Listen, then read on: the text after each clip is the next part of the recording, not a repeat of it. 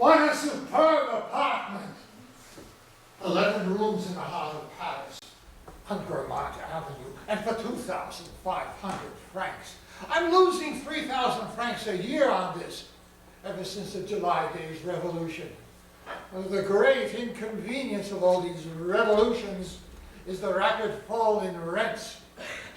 I haven't been able to write a lease since 1830, but fortunately Mercadet is 6 months behind in his rent.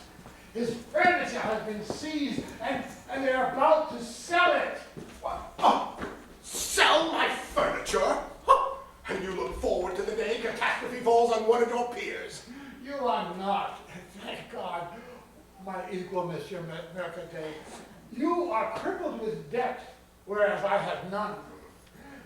I am in my own house, and you are merely my tenant. Yes, well, equal is perhaps not the right word. We will always be of a different class. The debtors and the creditors, as we English would say. Come now, my dear Retief, have some compassion. Can't we be French about this? Compassion? I would much rather have my rent, dear sir. You see, I never engage in speculation. I watch my affairs closely. If all my renters were like you, just think I'd be finished. Oh, but how, dear sir, after 10 years, could you think of driving me out? You know very well my misfortunes. You've been witness to my efforts, that I fell above all victim of abuse of confidence. Oh, Godot! Are you going to start that story about Godot? I've heard it before, and so have all your other creditors. But let's remember, Godot was, in essence, an honest man. Godot? I don't think that when we refer to a character like Robert Macaire, a rogue well known in the theatre, that we would be... Yes. There's no sense in slandering your associate, but Godot was a man of unusual fortitude and led an industrious life. He kept a young woman, pretty, quite delightful. He had a child with her whom he abandoned. But Duval, your old banker, was touched by the prayers of this young woman. Didn't he take care of this unfortunate child? Yes, as Godot took care of our cash box. Ah, yes. He borrowed 150,000 francs. Criminal, I grant you. But he left you everything else and you've been able to remain in business. And for 8 years, you've made a fortune from it. You have earned... Oh, a battle equal in losses to peerless. A common fate among modern capitalists. But didn't Godot promise to set things straight after concluding his business in the Indies? He may return. So, here we are again, waiting for Godot. In any case, considering the interest of your tenants is good public relations and a wise investment. If all the landlords listened to their renters, the renters would simply pay according to their means, and the government... Oh, what has the government got to do with it? The government wants their taxes and doesn't listen to reason. I'm forced, regrettably, to act aggressively. Have you heard that I'm marrying off my daughter? Let me conclude the wedding. Come with your wife. She will dance with joy. I will gladly pay you afterward. Well, after has always somewhere in the future, whereas today we are in the present. Look, I'm sorry if I frighten away your future son-in-law, but you have received proper notice. If you don't pay up today, the posting will go up tomorrow. Well, what would it take to get a 3-month extension? Well, perhaps a discreet counter-signature by your future son-in-law? Ah, the old miser! I'll be fair about it. Give up your right to sublease, and I'll give you 3 months in peace. Oh, a man in misfortune is like a piece of bread tossed out on the river. Every fish takes a bite. And what sharks are these creditors? Monsieur, I am here to be paid, not to be insulted. There are those who consider a debt worse than a crime. For a crime, they throw you in prison. But for a debt, they throw you in the street. I am in your debt, monsieur. And so I am at your mercy. Consider my position. I don't want to act in this manner. I don't enjoy pursuing people. Oh, well, next you will ask me to thank you. Not one of my creditors understands how much I struggle to pay him. You mean how you struggle with your investments? Yes, of course. And where would I be if I couldn't maintain my rights on the stock exchange? I'd lose my credit. Let us conclude this little piece of business. Yes, but not in front of my servant. I already have more than enough difficulty at home. Let's go to your office. I'll have that apartment back in 3 months.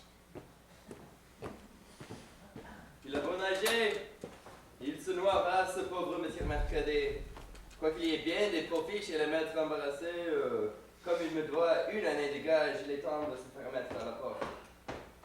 Aujourd'hui, la déconsidération du maître tombe sur les domestiques. Je suis forcé de payer tout ce que j'achète. C'est gênant. Est-ce que ça ira longtemps comme ça ici, monsieur Justin? J'ai déjà servi dans plusieurs maisons belges, mais tu n'es pas sans vous pareil à celle-ci. Je vais laisser les fourneaux me présenter au théâtre pour y jouer l'après-midi. Nous ne faisons pas autre chose ici. Tantôt, il faut prendre un air étonné, comme si l'on tombait de la lune quand un créancier se présente ici. Comment, monsieur? Vous savez pas? Non.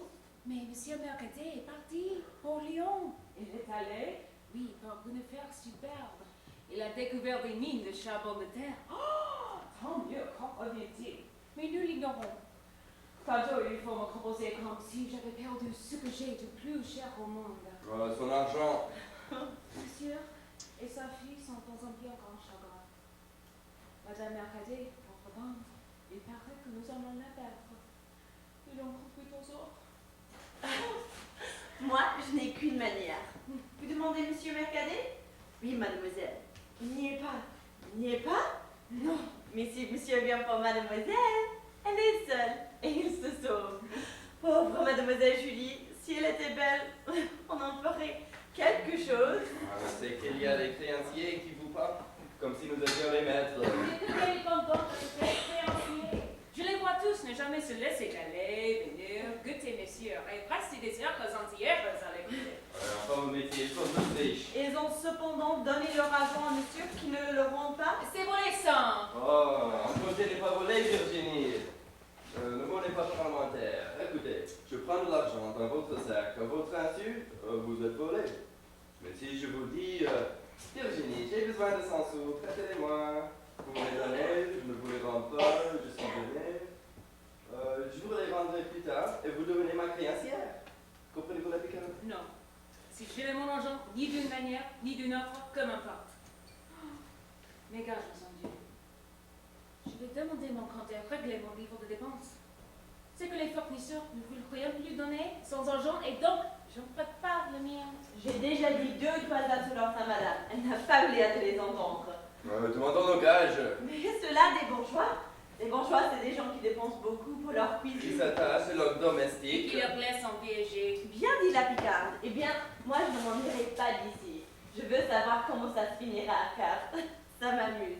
Je lis les lettres de mademoiselle, je tourmente son amoureux, ce petit minard qu'elle va sans doute épouser. Elle en aura dit quelque chose à son père. Elle a commandé des robes, des bonnets, des chapeaux, enfin des toilettes pour madame et pour sa fille. Puis, hier, les marchands n'ont rien voulu livrer. Mais s'il y a un mariage, nous aurons tous les gratifications. Il faut rester juste au lendemain des noces. Mais croyez-vous que ce soit à ce petit teneur de livre, qui ne gagnait pas plus de 1800 francs, que M. Mercadet marie grâce sa fille? J'en suis sûre. Il s'adore. Madame, qui sort tous les soirs sans sa fille, ne se doute pas de cette intrigue. Le petit minard vient dès que mademoiselle est seule. Et comme ils ne m'ont pas mise dans la confidence, j'entre, je les dérange, je les écoute. Oh, elles sont bien sages. Mademoiselle, comme toutes les demoiselles un peu laides, peut être sûre d'être aimée par elle-même. Elle travaille à sa peinture sur porcelaine pendant que le petit prend l'air de lui lire des romans. Mais c'est le même depuis 3 mois. Mademoiselle en équipe le soir pour dire à sa mère, Madame, Monsieur Minard est venu pour vous voir, je l'ai reçu. Je voudrais savoir ce que disent les bourgeois se faire faisant la cour. Des bêtises. Oh, elle ne parle que de l'idéal. Tenez, j'ai là une de ces lettres que j'ai copiées pour savoir si ça pourrait me servir. Lisez-moi donc ça. Mon ange.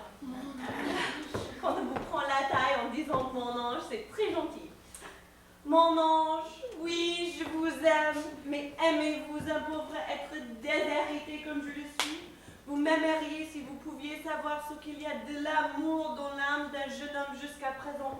De dernier, j'ai lu hier sur votre front des luminesces espérantes. Mais on va pas faire, on sait pas ça. Est-ce que l'amour pérégline? Il va droit au fait, l'amour. Tenez, parlez-moi d'une lettre que j'ai reçue d'un joli jeune homme. Quelqu'un étudiant que j'ai appelé là-dedans. C'est net et on ne peut pas s'en fâcher. Je le sais par cœur. Femme charmante. Ça va bien, hein? Oui. Femme charmante. Accordez-moi un rendez-vous, je vous en conjure. On paraît car on me dit qu'on a 1000 choses à dire. Moi, je n'ai qu'une, et que je vous dirai 1000 fois, si vous ne voulez pas m'arrêter à la première. C'était signé Hippolyte. Eh bien, a-t-il parlé? L'avez-vous arrêté? Je ne l'ai jamais revu. Ils m'ont rencontré à la chaumière, ils ont su qui j'étais, et l'ont mis sur la bougie de mon table. Eh bien, écoutez ce que le père Grumeau vient de me dire. Hier, pendant que nous faisions nos commissions, il est venu 2 beaux jeunes gens en cabriolet. Le groom m'a dit au père Grumeau que l'un de ces messieurs allait épouser mademoiselle Mercadet. Or, il avait donné 100 francs au père Grumeau. Pas promis, donné, en argent. Et il lui a fait le bec si bien que le père Grumeau a eu l'air de laisser tirer les verres du nez en expliquant au groom que monsieur Mercadet était si riche qu'il ne connaissait pas lui-même sa fortune. Si ça fait des 2 jeunes gens en garde, jaunes, les gilets de soie de fleurs, le cabriolet réussissait comme vous s'attend. Leur cheval avait des roses là, il était tenu par un enfant de 8 ans. Blond, puisé, les bottes en travers, un air de souris qui ronge les dentelles. Un humour plus longe et puissant qui jurait comme un sapeur. Et ce beau jeune homme qui est tout cela avec les gros diamants dans sa cravate, et tout ça fait mademoiselle Mercadet. Allons donc. Mademoiselle qui a une figure d'héritière sans héritage. Allons donc. Elle chante bien. Quelquefois je l'écoute. Elle me fait plaisir. J'aimerais savoir chanter comme elle. La fortune, la fortune. Vous ne connaissez pas monsieur Mercadet.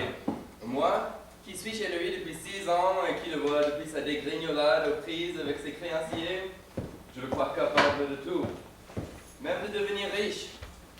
Tantôt, je me disais, le voilà perdu, les affiches jaunes fleurissait à la porte, il avait des rames de papier timbrées que j'en vendais sans qu'il en aperçût. Il rebondissait, il triomphait. Et quelles inventions! Vous ne lisez pas les journaux, vous autres? C'était du nouveau tous les jours. Du poids, un pavé, des pavés filés en soie, des bûchers, du moulin, enfin, jusqu'au blanchissage mis en action.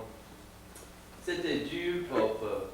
Par exemple, je ne sais pas par où c'est qu'elle s'est trouvée.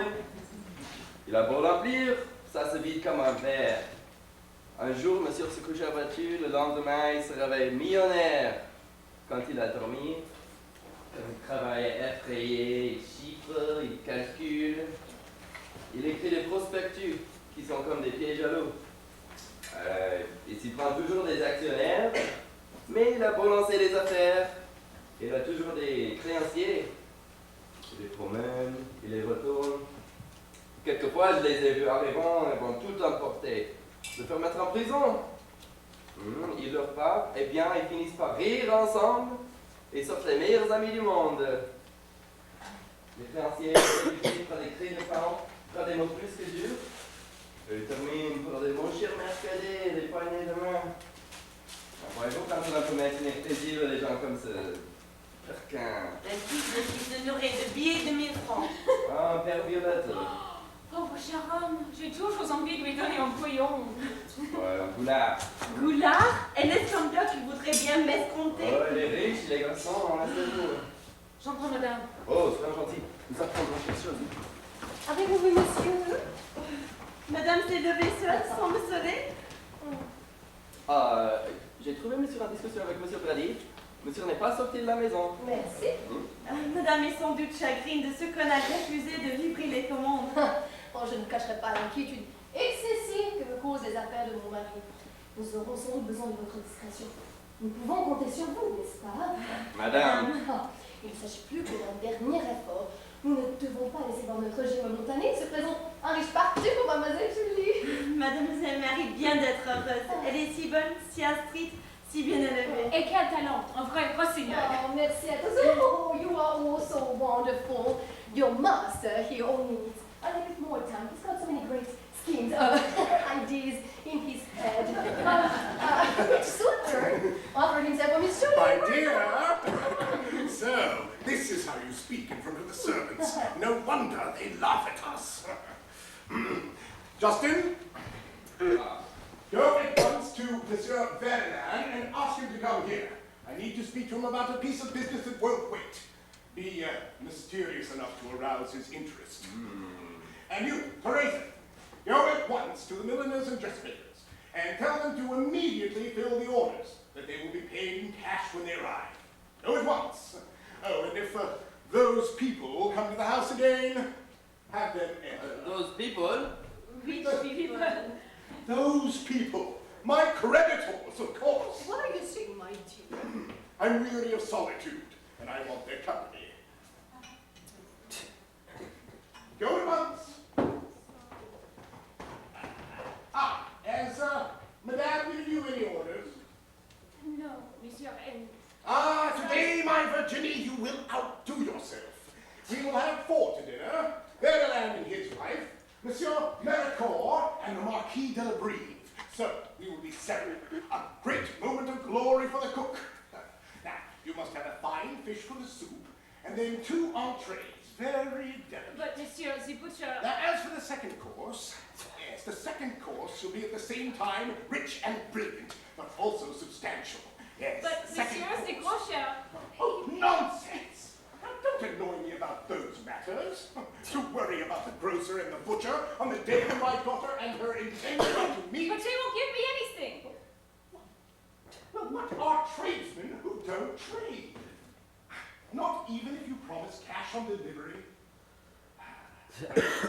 Well then, go to their competitors. Open a new account, and they'll tip you for it. But what about the accounts I'm giving up? Oh, don't worry about them. That will be my problem. But if they see me and ask for payment, Oh, monsieur. today, Virginie, even the government is run on credit. My tradesmen must understand the new laws of economics. They need to show more patriotism. The debt of a nation is the wealth of a nation. Now, don't you worry about those who protest against the principles of good government. Your concern is this dinner. That is your duty, and an opportunity to parade your laurels. And if, when Madame Mercadet settles up with you the day after the wedding, you feel you are owed anything further, come and see me. I hold myself fully accountable. But monsieur. No, that settles it. Now, go about your business. Anything owed to you will be paid at 10% interest biannually. That's better than the banks will give you. You're right there, monsieur. They only give 3% annually. Of course, of course. Why put your money in the hands of strangers? When you get the opportunity to invest in these progressive new accounts, grab it. 10% every 6 months. Well, I'm sure Madame can give me the details about the second course. I must get to work right away. Well, that girl has at least 1,000 crowns of our good money in savings, so we needn't worry about the kitchen for a while. How can you promise such a thing? Oh, these are mere petty details. Don't bother about the means to an end. You try to control the servants with kindness, but you will learn it is sometimes necessary to command and compel, like Napoleon. How can you order them about when you don't even pay them? Well, at times we must pay with confidence. Sometimes you can obtain much more with affection. Oh, rather than- affection! Oh, you know so little about the age in which we live. Today, madam, wealth is everything. Family is nothing. No families, only individuals. We live in a time of high moral values. The future depends on public wealth, and wealth means credit. If a young girl desires a dowry, she applies not to her father, but to the financial institutions. Even the income of our officials, of the king himself, comes from an insurance company. Why, the wife depends not on her husband, but on the banks banks and credit unions. Everything through a third party. It's a new form of slavery. All our interests are laid out in banknotes. Why, even servants are not loyal to their masters unless you hold back their wages. Oh, darling, you were always so honorable, such an upstanding citizen. Sometimes you say things. Oh, and what is said should be done. Is this what you mean? Well, of course you are right. I will do it. This represents modern honor. You know why all the great dramas have villains for heroes? Because the audience thinks, guilty though I am, at least I'm not as bad as he.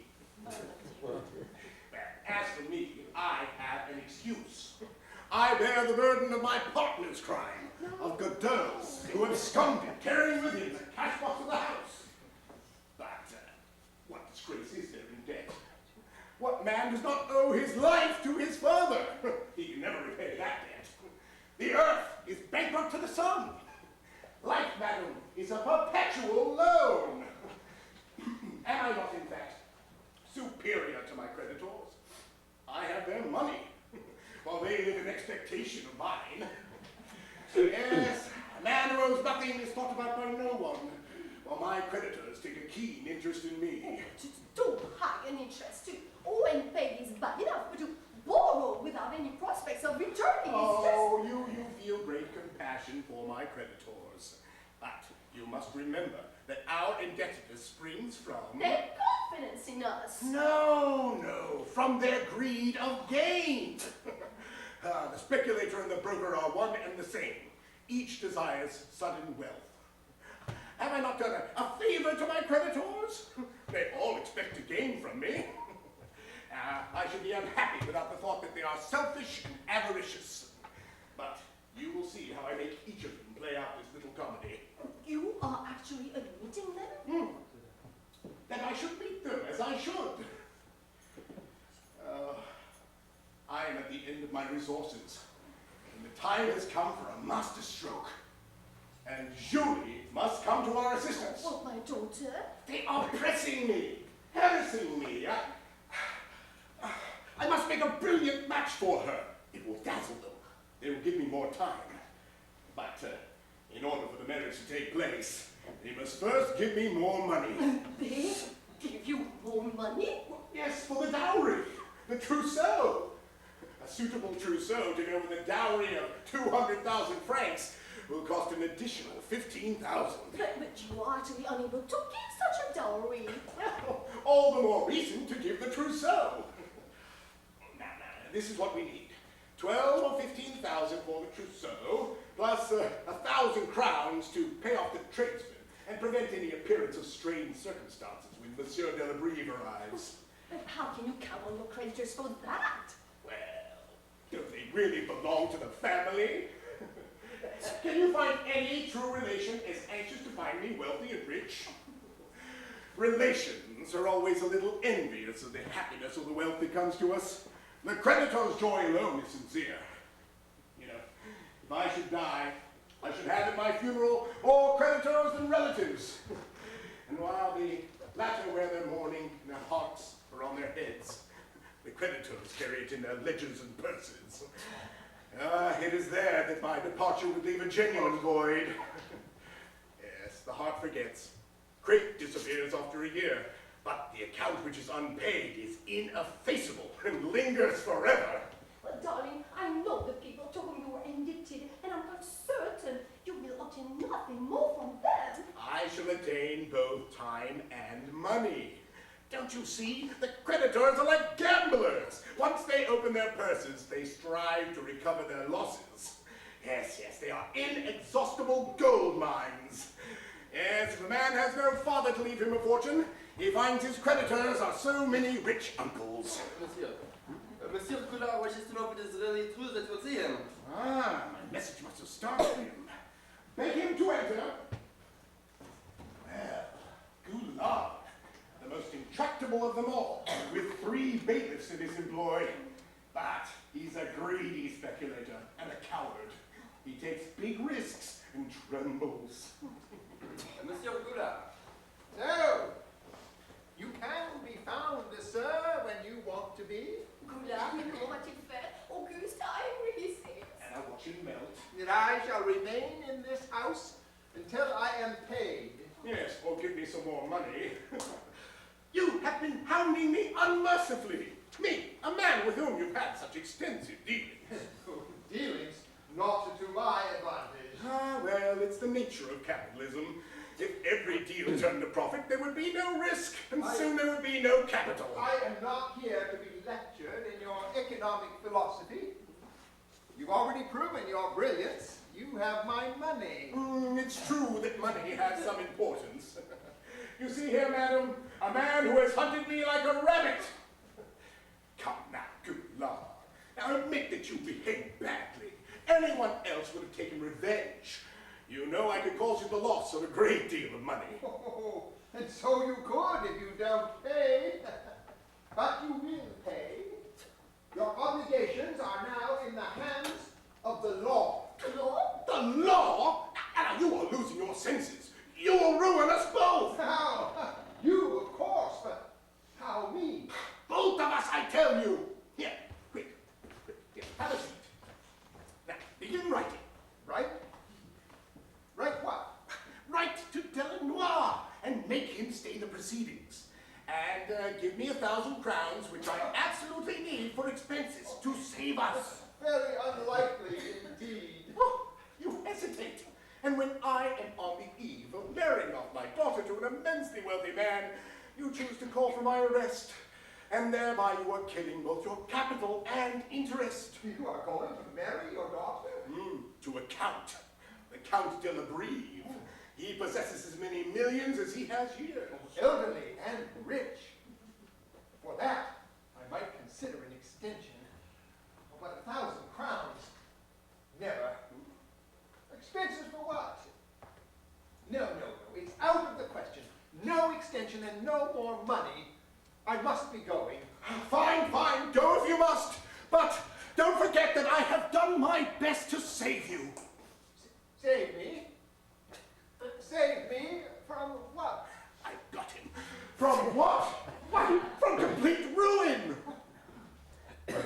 True, you owe me a great deal of money, but I am far from ruin. Oh, what is the matter with you? You seem to be a man of intelligence and ability, a strong man, and yet you could be so difficult. You come here and I am enraged by the sight of you. Not because of our friendship being in jeopardy, I confess, but from selfishness. We have mutual financial interests. We are partners. I say to myself, here is an opportunity for him to invest in our joint venture. And yet I know he will refuse me. Refuse me a paltry sum and risk everything for 1,000 crowns. 1,000 crowns just to cover expenses while I do all the work. Instead, he will send me to prison. Well, go ahead. See if you can find someone else to work for nothing. And if not, well, at least when you end up in prison yourself, there will be a friend waiting. Now, Oh, good Lord, how angry this all makes me. now hold on, Mercadet. What are you saying? What is at risk? What have you heard? Are you talking about the boss Indre? Can you believe he is so stupid? Yes, of course, Boss Indre Mines. Oh, but it is a first-class investment. Ah, first class, yes. Until the sell-off yesterday. Oh, you haven't heard? Some stockholders have sold out? Yes, privately. It is yet to be announced. Oh, if this is true, I must act quickly. Oh, thank you, Mercadet. Goodbye. I will speak to Delanois about your extension. No. Here. Write to him. And I will help you find someone to buy your stock. I will give you 3 months and not a day longer. Now, the man that I allude to, he buys in secret for fear of causing a rise. He's looking to purchase 300 shares. Do you have that much? Why, 350. Oh, well, 50 more, never mind. He will take all of them. Oh, and the 1,000 crowns. What is your friend's name? His name is... But you haven't His mentioned name! the 1,000 crowns! Oh, what a devil this man is. There, you have it. His name is Mercadet. Pecan! Ah! Yes, he is at least the nominal buyer. Now go to your house and I will send him to you at once. It's never a good idea to run after a purchaser. Oh, yes, never. Oh, Mercadet, you have saved me. Thank you. Thank you, my dear, dear friend. Well, May accept my prayers for the happiness of your daughter. impossible to hold him back. He turned around like thirst to a fountain. Is it true what you told him? I couldn't make much sense out of what you were saying. Well, it is in my friend Wernerman's interest to start a panic on the Balzac stocks. It's a business which is looked doubtful, but which is about to become profitable. And if he succeeds in killing the deal, I will buy in. Which brings us to our main concern, Julie's marriage. Yes, I must get a business partner out of this batch. Well, if you had me as your accountant, you would already have your 30,000 francs for the rent, my dear. Oh, the day I would have only 30,000 for rent, I would be ruined. Now, don't you see? If we were buried in some province, as you would like, with a little left over from what we were forced to borrow because of that monster, Godot, where would we be? Don't you see that Mercadet, who is acting as your chevalier, will help disencumber us of Julie? The poor child is not our strongest asset. There are men who find something pretty about her. And many more who find the rest of her quite plain. Oh, Julie is loving. But then I am not Monsieur Delabrieve. And I know my role as a father, so be it.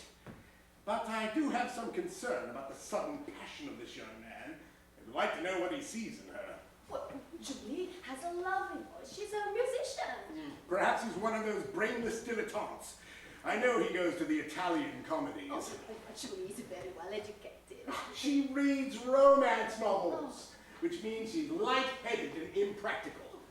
Now, I hope that she, in spite of her reading, understands that marriage is a business. We've been too easy on her these past 2 years.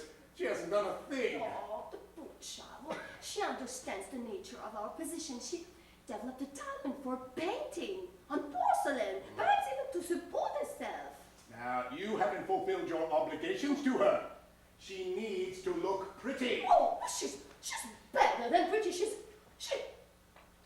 virtuous. Spiritual and virtuous. Oh, monsieur. All right, so we are agreed. You should go and get her. We should explain the importance of this dinner to her so she will receive Monsieur Delabrieve properly. Well, the problems with our vendors have prevented me from talking with her. I will go get her. She's awake. She got up early to paint. Julie! Julie! Julie!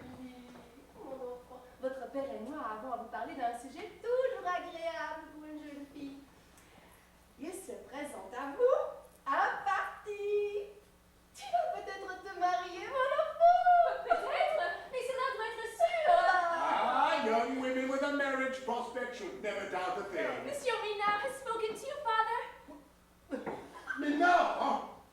Madam, did you expect to find a Monsieur Minard reigning in the heart of your daughter? A poor man, son of that monster, Godot. Is he not a clerk in my office? Yes, Papa. Do you love him? Yes, Papa. And besides loving, it is also important to be loved. Does he love you? Yes, Mama. Yes, Mama. Yes, Papa. Why don't you just say Mummy and Daddy? Once girls pass the age of majority, they begin to talk as if they've just been weaned. Please be polite enough to refer to your mother as Madame. Yes, Monsieur. Oh, now, you may call me Father. I shan't be annoyed at that. Now, what proof do you have that he loves you? Oh, the best proof of all. Father, he wishes to marry me. It is true, as they say, that young girls, like children, have the silliest answers. My dear, a clerk with a salary of 1,800 francs does not know how to love. He hasn't got the time. He's always working. My unhappy child. Now, Julie, suppose I were to allow you to marry. Now, Now think about it. You haven't got a single sou and you know it. What would come of you within a week of your marriage? Have you thought of it? Yes, Father. Oh, she's being irrational. She's in love. Tell me all about it, Julie. I am not now your father, but your confidant. I am listening. We shall love one another. Ah, yes. But will Cupid shoot you banknotes with his arrows? Oh, Papa. We shall rent a small apartment on the 4th floor if necessary at the edge of the faubourg. And, if necessary, I shall be his housemaid. I will work for him while he is working for me. I will relieve his anxieties and shield him from the details of our poverty. I will keep the house spotlessly clean, even elegant. You shall see. After all, elegance depends upon simplicity, does it not? I will earn my keep from the sale of my paintings and cost him nothing. I should even be able to contribute to the expenses of our living. And we will have our love to pass us through the days of hardship. Adolphe is ambitious, like all men with a lofty soul, like the most successful of men. Success is within reach of a poor bachelor, but a married man exhausts himself and runs after money like a dog after a carriage. But Papa, Adolphe has a strong will. I expect to see him someday as a minister, perhaps. Ah, these days, who doesn't have hope of someday becoming a government minister? A man leaves college and thinks of himself as a great poet or orator. Do you know what your Adolphe will really become? A father with several children, exhausted to the core, who will end up in Defoe's prison. You are thinking about romance, not reality. Well, I suppose your friend Adolphe thinks we're rich. He's never spoken to me about money. Oh, of course not. I can understand that. Julie, write to him at once and tell him to come and see me. Oh, dear Papa. And then you must marry Monsieur Delabrieve. Instead of living on the 4th floor in the suburbs, you will have a fine house in the Chaussée d'Antin. And instead of being the wife of a minister, you may one day be wife of a peer of France. I'm sorry, my daughter, that I can do nothing more for you. Remember, you will have no choice in the matter. Young Menard is going to give you up. He would never do that, Papa. He will win your heart. Oh, my dear, suppose he loves her. He is deceiving her. I wouldn't mind always being in a state of this kind of deception.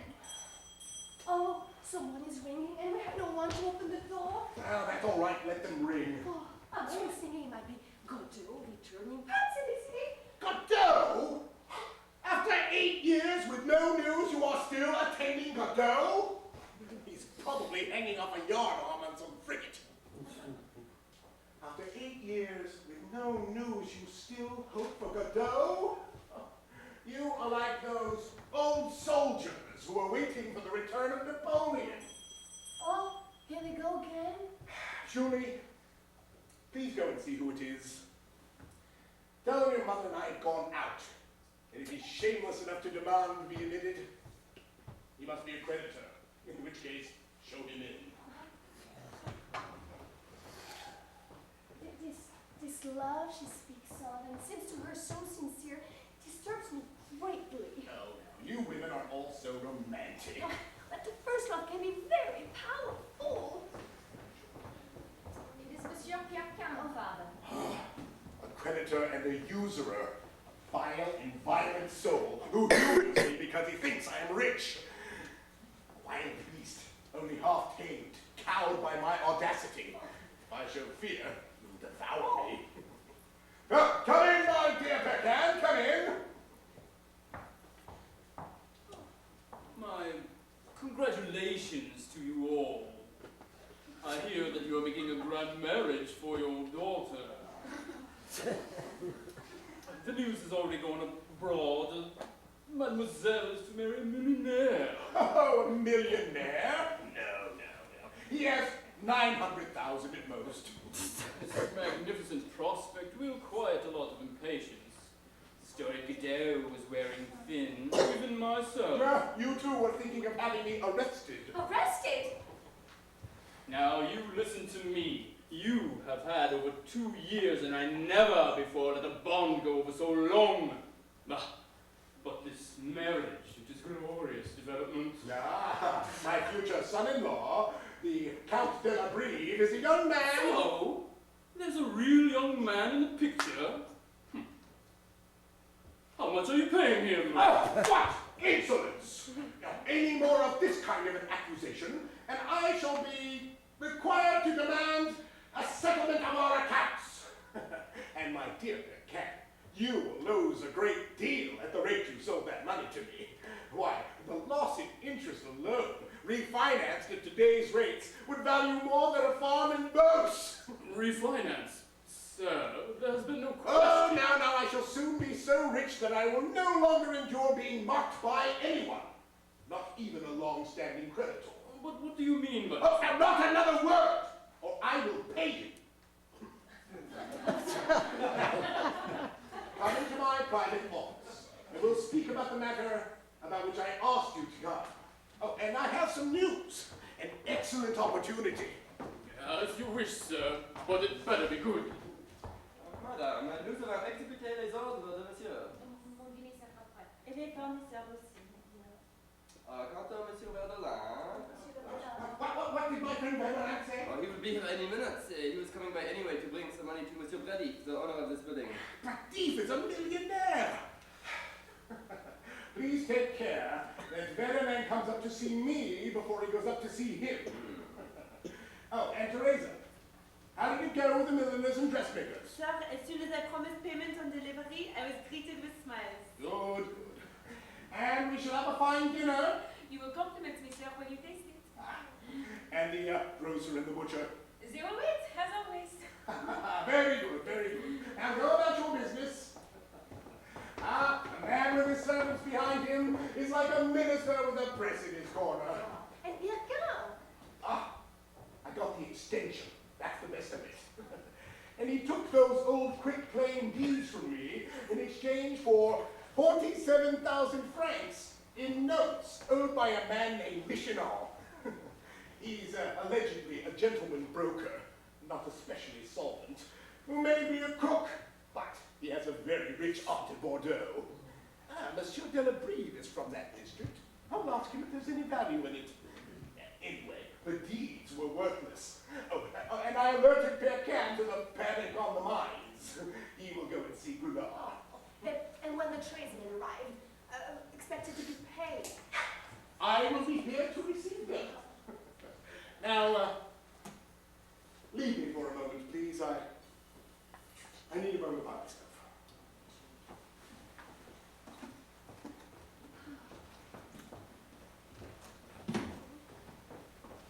They will be here any minute.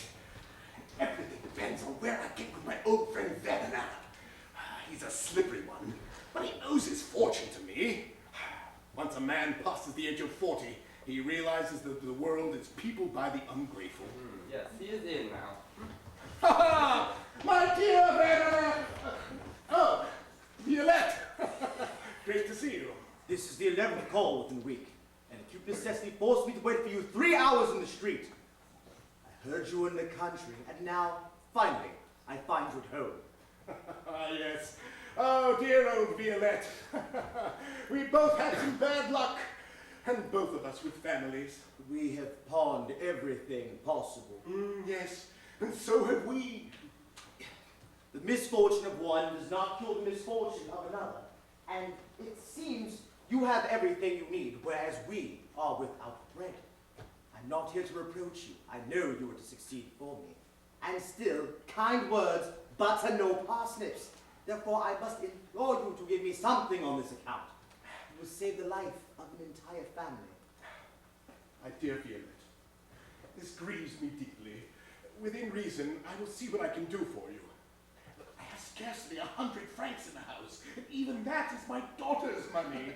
You, Mercadet, for who I find so rich. I am hiding nothing from you. Unfortunate people owe one another the truth. Ah, well, if that were the only thing owing, how prompt would be the payment. But keep this secret. I am close to making a good match for my daughter. I have 2 daughters, and they work without the hope of ever being married. My wife and daughters are anxiously awaiting my arrival with some semblance of relief. Wait here for a moment. I will give you 60 francs. Bless you, sir. Bless you. Bless you, sir. Oh, it's the only way with this devil. Appeal to his sympathy. Oh, miser. Here you are, dear Violette. 60 francs in gold. It's been a long time since I've seen such a sum in real cash. Yes, yes. But you must do me one more favor, Violette. Not to return for another month. A month? How are we to survive a month on this? You have no other income. I entrusted my whole fortune to you to invest. Poor man. Compared to him, I feel rich. But I thought you had some investments in torture equipment. Yes. After they changed the bankruptcy laws, the bottom fell out of the torture industry. Well, perhaps you need an agent to clear that up. I might know some people who might... Buy the old stocks? Oh, monsieur. The other brokers would file a complaint if I engaged you in such... All right, enough, Violette. We've gone on long enough. You shall be the first to be paid. I wish you success. My wife and daughter shall keep the marriage of Mademoiselle Julie in their prayers. Goodbye. If only all my creditors were so religious.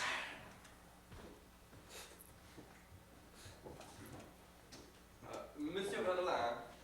Is it really him? I must be sure who is announced. If it is really Verdelin, show him in immediately. Verdelin. He has had good fortune. But he too carries a burden. Each of us has our Godot, our false Columbus.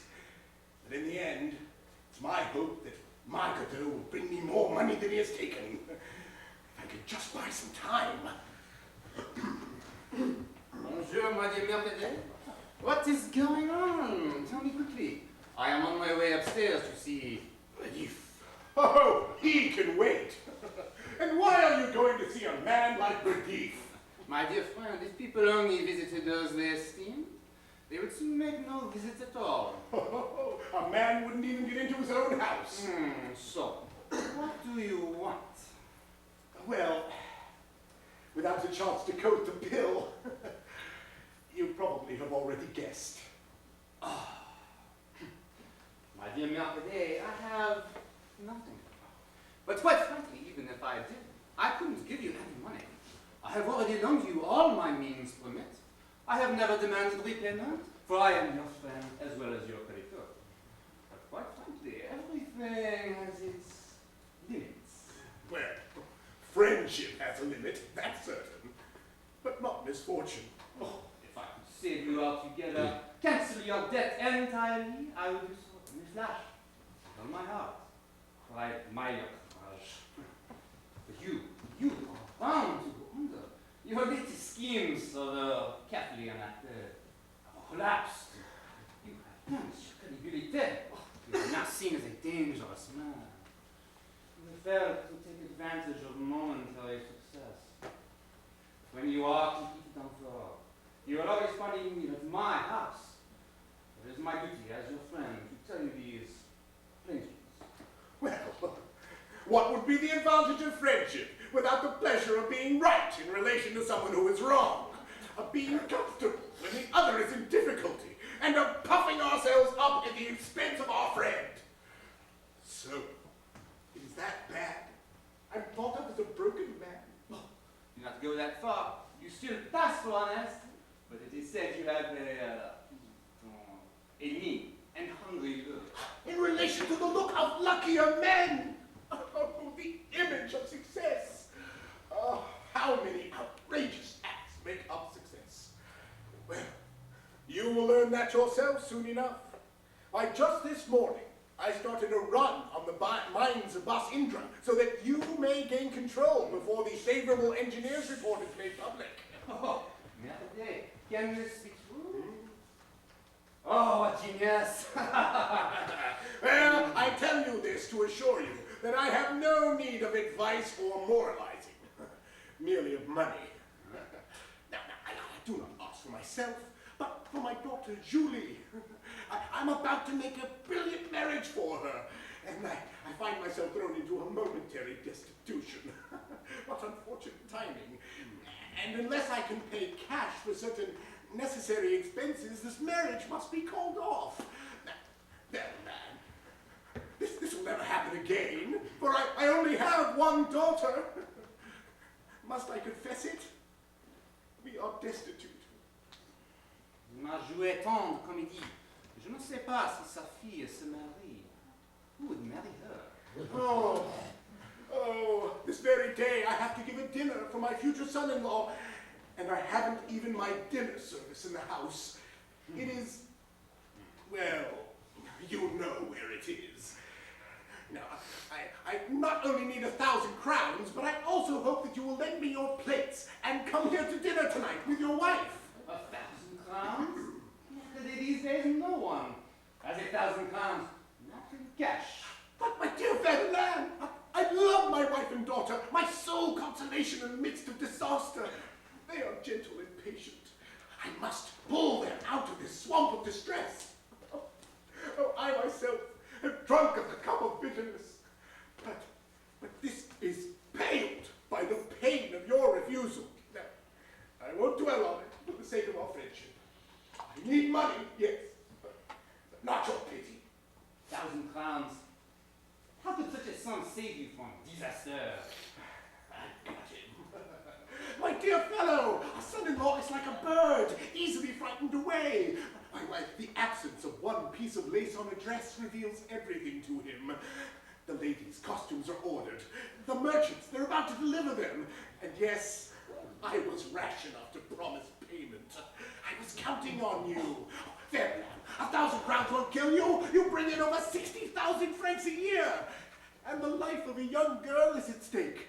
Julie, a girl you are fond of. Now, she and your daughter are the best of friends. They play together like cubs. Would you let your daughter's companion pine away in despair? Oh, misfortune is contagious. It brings evil on all around. My dear Mercadet, I don't have 1,000 crowns. Oh, you can give me your note on the bank. No! Oh, poor Julie. Oh, God forgive me if I put an end to this dream of life and let me awaken in thy bosom. But have you really found a son-in-law? You ask if I have found a son-in-law? You actually throw doubt upon this? Oh, there, man. I would not, for just 1,000 crowns, have thought you were capable of that. And now, no absolution is possible, except by giving me. I must go and see if maybe... No, this is just another way of refusing me. No, and I don't believe this. You, who I have seen spend as much on some trifle as a passing love affair, will you not donate 1,000 crowns in the furtherance of a good deed? A good deed! Mercadet, has anyone seen you with a good deed? Very witty. Oh, well, I see you are laughing. Yeah, you're coming around. Oh, dear fellow. Haven't we seen life? We started out together. So much has been said and done. Didn't we once swear friendship through thick and thin? Indeed we did. And that party at Rambouillet, when I fought with an officer de garde on your account? Oh, no, for me or for the lovely Clarissa. If she had lived, I would not have married. Yes. You know what love is, my friend. You have known love. So, I can count on you for dinner. And you give me your word of honor that you will send me The plates. and the 1,000 crowns. But you still have on that. I told you I cannot do it. Oh, I can't believe this. Oh, trying to be murdered by my best friend. Oh, I can't believe you are actually unmoved by the memory of Clarissa and the despair of a father. Oh, it's all over. I'm lost. I will blow my brains out. My dear, what on earth is the matter with you, my dear? Oh, Miss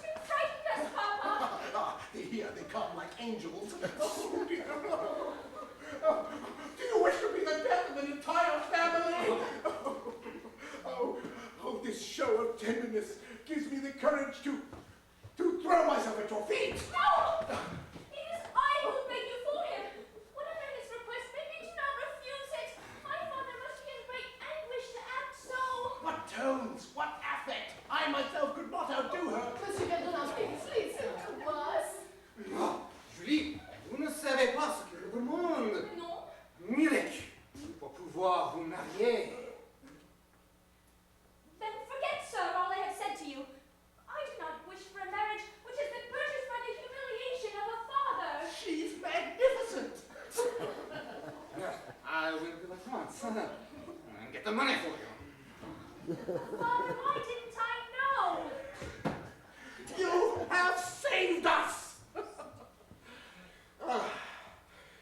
When I am rich and powerful, I will make him pay for such charity. But he won't give you the sum you requested. He charged me too much.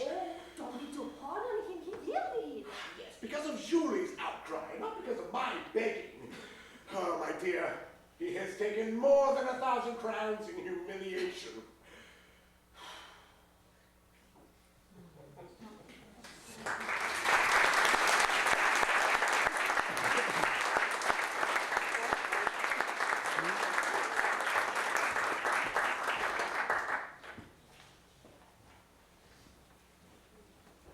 Si vous voulez, Adolphe, notre amour brille à tous les regards, dans les fêtes du monde comme dans mon cœur. Ayez autant de courage que j'en ai eu déjà. Que s'est-il donc passé? Un jeune homme riche se présente. Mon père est sans pitié pour nous. Je triompherai. Young man, are you in love with my daughter? Yes, sir. That certainly seems to be what she believes. You have persuaded her. Your manner suggests a doubt, which coming from anyone but you I would find offensive. How could I not love her? Abandoned by my parents, with no protection other than Monsieur Duval, who has served me as a father for 9 years.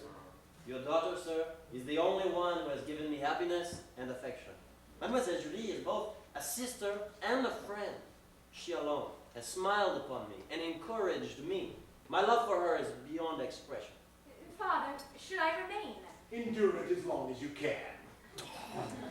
Like many old men, I am skeptical of young lovers, especially since, although her father, I am not blinded by paternal affection. I see Julie exactly as she is. Although not exactly plain, she's not a dazzling beauty. In fact, she's quite ordinary looking. You're mistaken, sir. I believe you do not see her correctly. That's right. I know her and see her as clearly as anyone. No. You do not. Do you mean to contradict me? Perhaps you see a Julie the world has known, but love has transfigured her. Tenderness and devotion lend to her a transcendent beauty, which I alone have awakened. Father, I am embarrassed. You mean you are flattered. And if you, sir, repeat this I frivolity, shall repeat it 100 times, 1,000 times, and still I will not have said it enough. in your young enthusiasm, you speak of a woman of your imagination. Have you ever been in love? Yes. I am acquainted with the galling chain. Modern love is engirdled with chain. Eh? How's that? We are devoted through the soul. We cling to the ideal. Ah, so it is to this that my daughter is surrendered. Is it not enough to bar up against the whims of fate, but to be held measure against an ideal? The soul can slip through the fingers. The ideal is reached through sharp eyes and small steps. The soul struggles to hold on. Overcome. Now, your ancestors, under the empire, called out to one another. Liberty, fraternity, love. Yes, but not blindfolded, my son. True love comes in its own time. Pure love, free and unconstrained, lends charm to every hour of the day. Every hour. Except the dinner hour. Father, please don't ridicule a love between your children, true and pure in its passion, founded on a knowledge of character, on the certitude of a mutual ardor in conquering life's difficulties. In a word, children who will cherish sincere affection for you. She's an angel. Yes. Yes, it's true. So, you are sure of this love? Wonderful, then. And you desire her for your wife? Yes, sir. in spite of any obstacle. In defiance of it. Father, aren't you proud that I bring to you a son, full of lofty sentiments, endowed with courage? Please let me tell him. Julie, go to your mother and let us speak of matters a great deal more material. I will go, Father. Yes, and come back presently with your mother.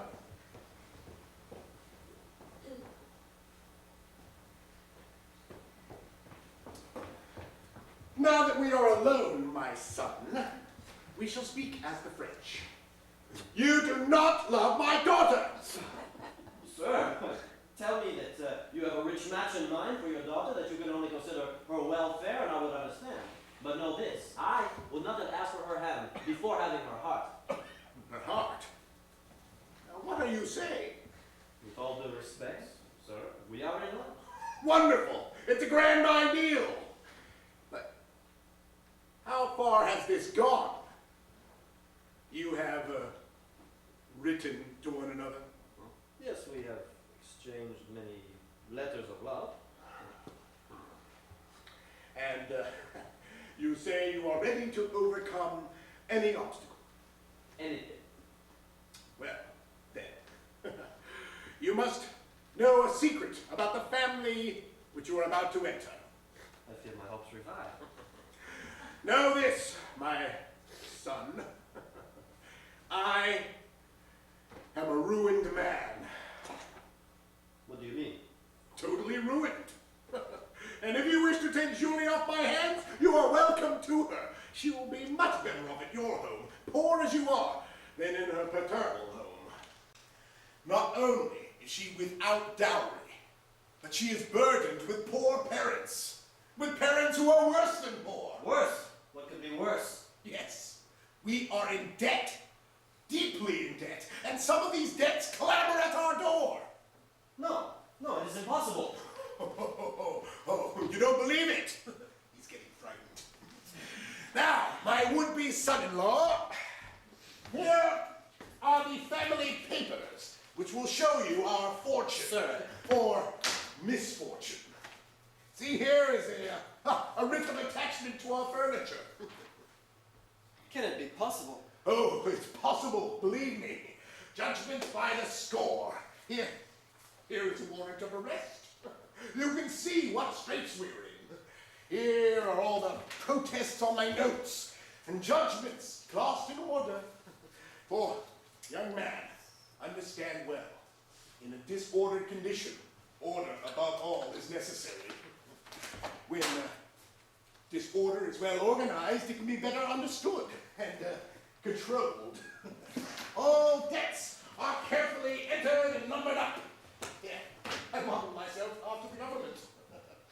And these are still under the letter A. You haven't paid any of them.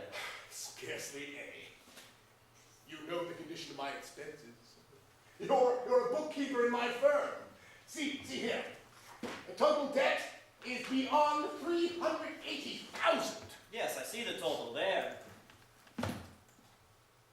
There is no other side to the ledger. How I shudder when I see you come here with my daughter and hear your fine protestations. Why, proposing to a girl in this condition is like inviting into wedlock a promissory note with a writ of execution. Ruin. Ruin with no resource. I thought that would get to him. So, young man, what are you going to do? First, sir, I must thank you for the frankness of your admissions. Good. And now, what of the ideal and the true love you have for my daughter? So you have opened my eyes. How could it be otherwise? I thought my love for her was boundless. But now, I see it 100 times greater. What? How's that? Well, is it not true that she will be depending on my courage and devotion? Now, she will find happiness not through my tenderness alone, but added to it my efforts, my enduring toils, my vigils. Then you are still intent on marrying her? All the more. Sir, when I thought you rich, I could not approach you without trembling, without fear of my shame for my poverty. But now, sir, it is with assurance and tranquility of mind that I ask for her hand. I must admit that this is a love exceedingly true, sincere and noble, and such as I thought impossible to find in all the world. Young man, forgive me for the opinion that I had of you. But forgive me all the more for the disappointment I'm about to cause you. What do you mean? Mademoiselle Julie cannot be your wife. What's this? Not my wife? In spite of our love, in spite of all you've just confided to me? Yes, and because of all that I have confided to you, I have shown you first Mercadet, the rich man in full color, and then Mercadet, the scoundrel, the ruined man. Now,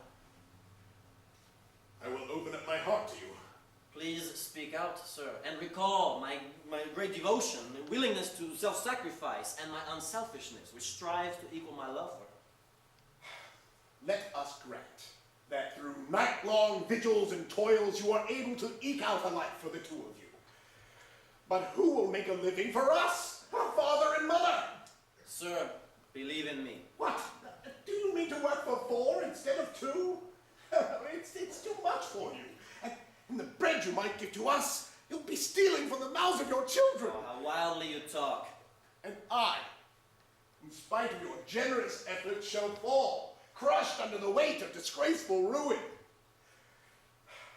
Don't you see that a brilliant match for my daughter is the only means by which I would be able to discharge the enormous sums that I owe? It is only by this that I will be able to regain credibility. Through the aid of a rich son-in-law, I will be able to recoup my position and recuperate my fortune. And because of this love that you have for my daughter, it is to this very love that I make my appeal.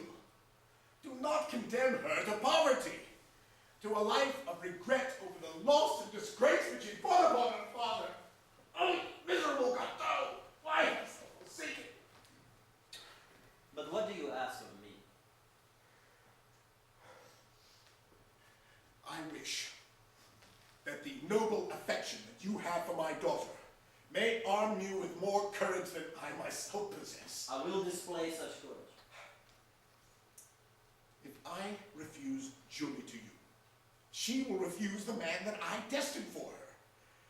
It would be better, therefore, if I were to grant your request for her hand, and that you be the one to... She would not believe it. She will believe you if you tell her that you fear poverty for her. You may think me a fortune hunter. She will be indebted to you for having secured her happiness. She will despise me. It's possible. But if I have read your heart right, your love for her is so great that you will sacrifice everything for the happiness that will bring to her life. But I hear her coming, sir, and her mother is coming with her. It is on their account that I ask this of you. Can I count on you? You can. Very good, sir. I thank you. Monsieur Verderin, I had this money in my carriage for Vedis. He is not at home. It is. Oh, sack. Oh. Monsieur Verderin, you can count on a mother's gratitude. Oh, I win his money from your doctor. Oh, which I hope. I hope that you will sign. Sign for my misfortune. My daughter. And what about the interest? I'm going fast. I want to oblige you. I'm not making business deal. Julie, here is your second father.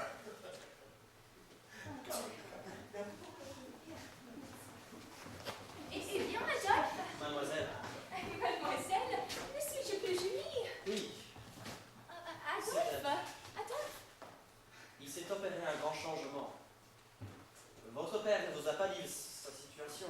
Et elle est horrible, Julie, car elle nous voue à la misère. Il y a des hommes à qui la misère me donne de l'énergie, mais moi, vous ne connaissez pas mon caractère, je suis de ceux qu'elle abat. Ben, j'aurais assez de courage pour deux. Vous ne verrez jamais que souriante. Julie, il y a deux manières d'aimer. Il n'y a qu'une. L'amour qui vous livre à la misère est insensé. L'amour qui se sacrifie à votre bonheur est héroïque. Ah, mon seul bonheur est aussi d'être à vous. Votre père m'a demandé de renoncer à vous. Et vous avez renoncé? J'essaie. Il y a quelque chose en moi qui me dit que je ne serai jamais aimé, que je ne suis pas fou. Adieu. Adieu, monsieur.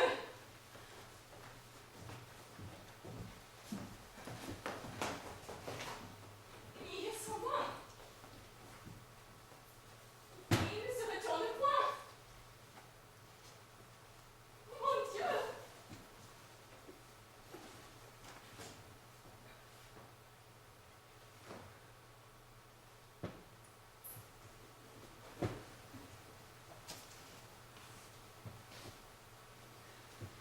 Bonté. Incomparable privilège. Le seul qui ne se puisse acquérir et qui cependant n'est qu'une chimère, qu'une promesse. Oui, tu me manques. Je le sais. J'avais essayé de te remplacer par la tendresse, par la douceur, par la soumission, par le dévouement absolu qui me condamne sa vie comme une grain d'encens sur l'autel. Et voilà toutes les espérances de la pauvre fille laide, enfonnée. Mon idole, tant caressée, vient de se briser. Là, en éclats. Ce mot, je suis belle, je puis charmer, accomplir ma destinée de femme, donner le bonheur, le recevoir. Cette émouvante idée ne se lèverait donc jamais de mon cœur pour le consoler. Plus d'illusions. J'ai rêvé. Mes larmes couleront sans être essuyées. Je suis seule dans la vie. Il ne m'aimait pas. J'ai revêtu de mes propres qualités, de mes sentiments, un fantôme qui s'est évanoui. Et ma douleur paraîtrait si ridicule. Je dois la cacher dans mon âme. Allons, un dernier soupir à ce premier amour et résignons-nous à devenir comme tant d'autres femmes, le jouet des événements d'une vie inconnue. Soyons Madame de la Brive pour sauver mon père. Abdiquons la belle couronne de l'amour unique, vertueuse, partagée.